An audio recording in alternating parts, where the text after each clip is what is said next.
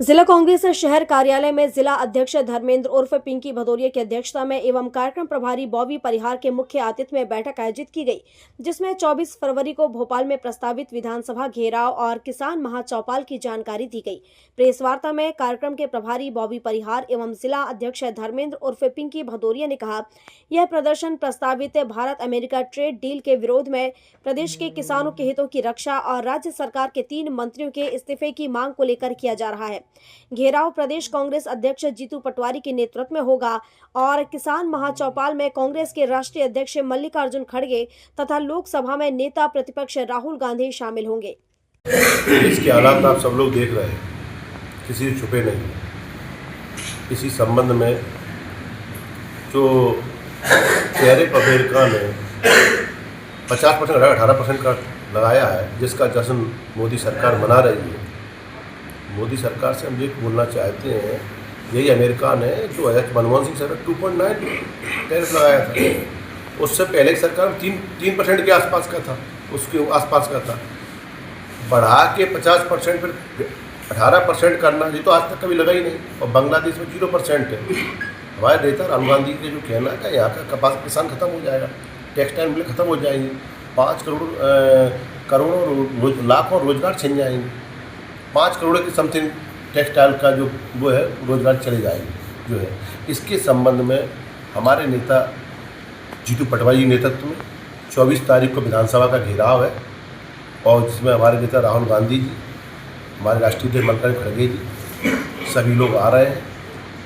आज अगर हम किसान की लड़ाई नहीं लड़ेंगे, देखो ये स्पष्ट है कि ये सरकार किसान विरोधी सरकार है। आप सबको मालूम है कि पहले भी एक जो बिल लाए किसानों के खिलाफ, 6 महीनों तक किसान बॉर्डर पे बैठ रहा, आंदोलन करता है। जब पूरा दबाव हुआ तब वो उन्होंने ख़त्म किया। जब उससे पहले क्या कह रहे थे ये लोग कि ये तो बहुत किसानों को फ़ायदा देगा, बहुत ये करेगा।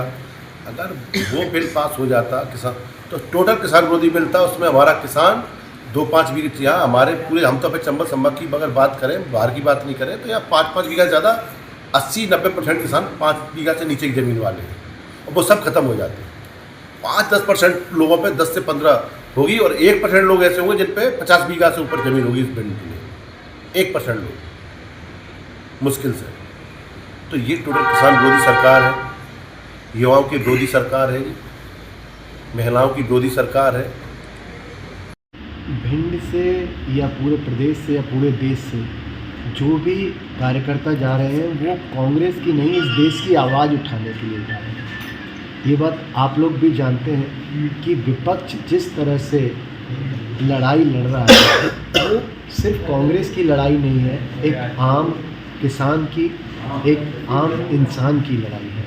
आप लोग ये आप लोग पत्रकार हैं, आप लोग बुद्धिजीवी हैं, आप लोग सब ये जानते हैं कि ये जो बिल आया है, क्या आप लोगों को लगता है ये देश के हित में है?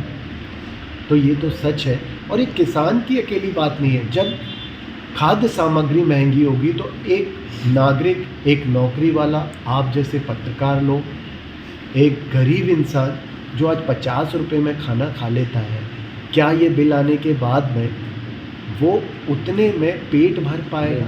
क्योंकि महंगाई जिस तरह से बढ़ती जा रही है, ये अभी हालात हैं जब हम हमारे देश में प्रोड्यूस किया हुआ अन्न खाते हैं, तेल खाते हैं। अगर यही तेल, यही खाद्य सामग्री हम बाहर से मंगाएंगे तो महंगाई किस कदर हो जाएगी।